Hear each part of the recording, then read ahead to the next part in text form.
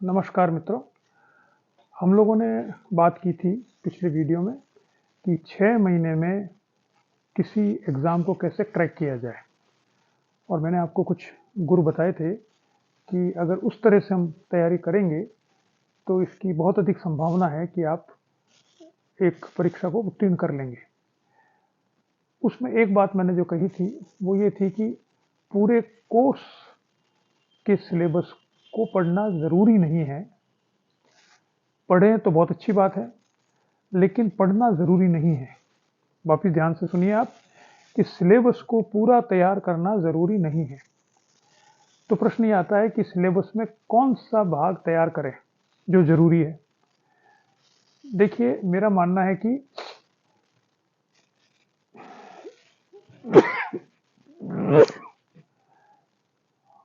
हम लोग इस सिलेबस को 3 भागों में विभक्त करते हैं या करना चाहिए। पहला वो जो एसेंशियल है, जिसे आपको याद करना ही चाहिए, जिसके बारे में आपको पूरी नॉलेज होनी चाहिए। दूसरा भाग, जो पहला भाग जब तैयार हो जाए तो दूसरा भाग उसके आगे पढ़ें। और तीसरा भाग वो है जिसको पढ़ा भी जा सकता है और छोड़ा भी जा सकता है। You got my point. 3 भागों में विभक्त कीजिए अपने सिलेबस को। अगर हम स्कूल की टीचर्स की बात कर रहे हैं तो मान लीजिए वहीं से शुरू करें, हम बाकी की बात ना करें। तो स्कूल के लेक्चरर का जो सिलेबस है पॉलिटिकल साइंस का, उसको 3 भागों में विभक्त कर लें। पहला भाग वो जिसको तो एसेंशियली आपको याद करना ही है, उसमें से आपके लगभग 50% सवाल आने की संभावना है, 40 से 50%। दूसरा वो जिसे पहला पूरा करने के बाद दूसरे को तैयार कीजिए, इसमें से बाकी 20-30% सवाल उसमें से आएंगे, यानी 70-80% तक सवाल आपके कवर हो जाएंगे पहला भाग और दूसरे भाग को करने पर। तीसरा भाग वो है जिसे समय हो तो आप कर लीजिए, नहीं समय हो तो छोड़ सकते हैं। अगर आप 80% सिलेबस पूरा कर लेते हैं अच्छी प्रकार से तो आप उत्तीर्ण हो जाएंगे, क्योंकि किसी भी परीक्षा को पास करने के लिए केवल 50% अंक चाहिए। तो अगर हम political science first grade school teacher के सिलेबस की बात करें तो वो कौन से हिस्से हैं जो कि पहले हिस्से में आते हैं, जिनको कि याद करना ज़रूरी है, जिनके बारे में अधिकतम ज्ञान आपको होना चाहिए, क्योंकि मेरा मानना है कि उसमें से करीब करीब 50% आपके सवाल आ जाते हैं। ठीक है, मल्टीपल चॉइस क्वेश्चंस में से वो कौन से हैं, मैं फिर आपको रिपीट करूं कि 4 भागों में विभक्त करता हूं मैं सिलेबस को। पहला पॉलिटिकल थॉट, राजनीतिक विचारक, वेस्टर्न पश्चिमी राजनीतिक विचारक, पूर्वी राजनीतिक विचार, भारत की राजनीतिक विचारक, राजनीतिक अवधारणाएं और राजनीतिक सिद्धांत। ये सब पहले भाग में आते हैं, जो सबसे मुश्किल भाग माना जाता है। इसमें से आप सबसे पहले प्लेटो, अरस्तु और कौटिल्य, ये 3 विचारक आपके पास पूरे तैयार होने चाहिए। इनमें से सवाल लगभग संभावना है हमेशा आएंगे। तो ये तीनों विचारक आपको बहुत अच्छे प्रकार से तैयार करें। जो पुस्तकें मैंने बताई है उनका अध्ययन करके इनके बारे में पढ़ें, इनके नोट्स बनाएं, इन पर जो अब तक सवाल आए हैं उनको अध्ययन करें और फिर जो नए सवाल बन सकते हैं उसका प्रयास करें। कहीं पर टेस्ट सीरीज मिल रही हो जिसमें इन तीनों थिंकर्स के ऊपर सवाल हो, उनको पूरा कीजिए और अपनी इच्छा से स्वयं भी क्वेश्चंस तैयार कीजिए बनाकर। तो आप स्वयं, अगर आप पढ़ेंगे तो आप स्वयं क्वेश्चंस बना सकते हैं, प्रश्न बना सकते हैं, एमसीक्यू। तो पॉलिटिकल थिंकर्स में पहले प्लेटो, अरस्तु और कौटिल्य। फर्स्ट, कॉन्सेप्ट के अंतर्गत अधिकार और स्वतंत्रता, ये तैयार होनी चाहिए आपकी। इनमें से सवाल जरूर आते हैं करीब करीब। सबसे महत्वपूर्ण उदाहरणाएं हैं जो आपके सिलेबस में उसके अनुसार। ये तो हुआ आपका फर्स्ट पॉलिटिकल थॉट। उसके बाद आप आइए तुलनात्मक राजनीति में। तुलनात्मक राजनीति में आप सबसे पहले तैयार कीजिए एग्जीक्यूटिव, लेजिस्लेचर, जुडिशरी, कार्यपालिका, व्यवस्थापिका और न्यायपालिका। आपके सिलेबस में व्यवस्थापिका में 5 राष्ट्र दिए गए हैं और बाकी में 4 राष्ट्र हैं, बल्कि 3 ही राष्ट्र हैं, America, UK, USA, UK and France, और कार्यपालिका में UK, USA, France and Switzerland. तो यूके, यूएसए और फ्रांस, इन तीनों की कार्यपालिकाएं, व्यवस्थापिकाएं और न्यायपालिका आपको तैयार होनी चाहिए, क्योंकि ये पॉलिटिकल साइंस की एसेंशियल्स हैं। सबसे पहले ये तैयार करें, ठीक है।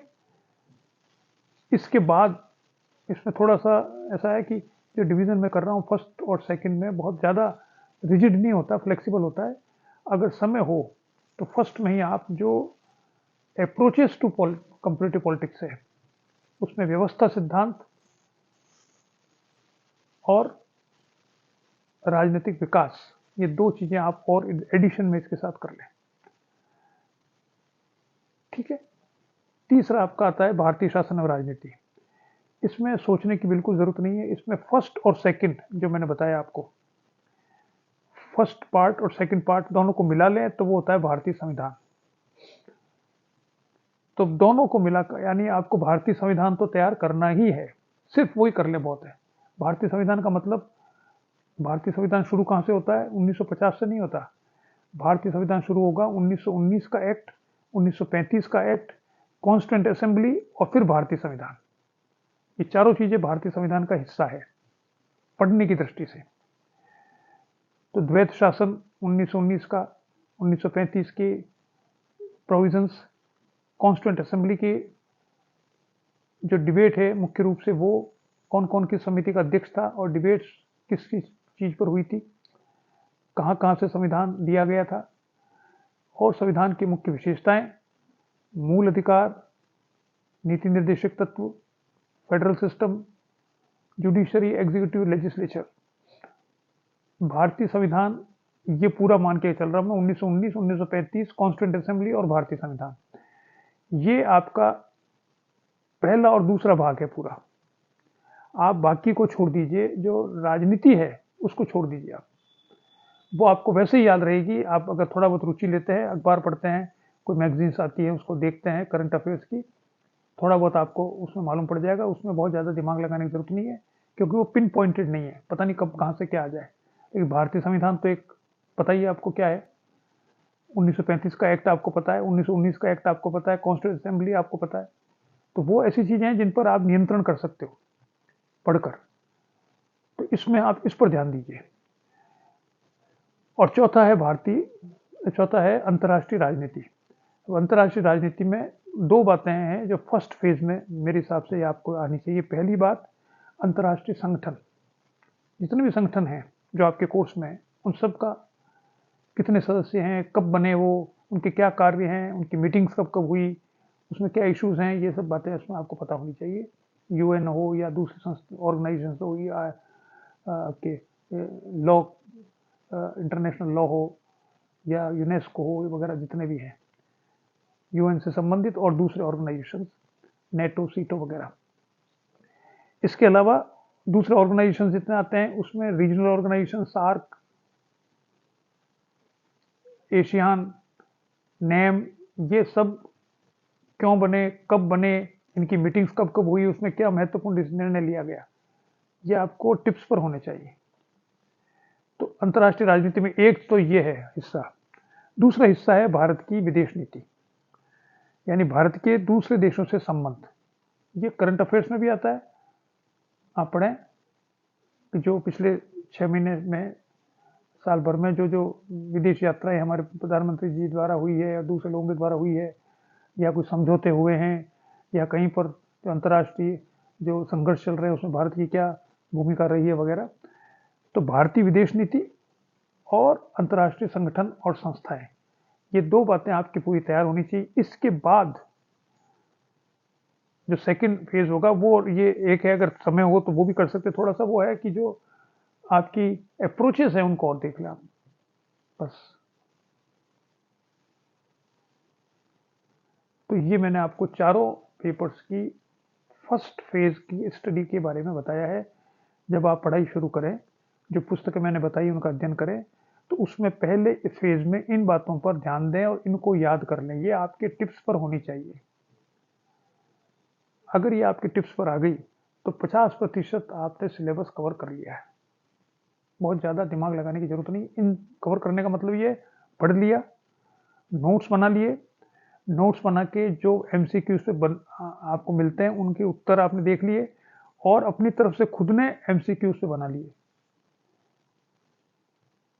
तब मैं मानूंगा कि आपने इसकी अच्छी अध्ययन किया है। तो ये आज का शॉर्ट वीडियो सिर्फ इसी पर है कि आप जो सिलेबस को कम कैसे करें 6 महीने में पढ़ने के लिए। तो सिलेबस को कम करने का तरीका है कि उसको 3 भागों में डिवाइड करें। पहला भाग जो एसेंशियल है, जिसको सबसे पहले पढ़ के याद करके रट लेना है।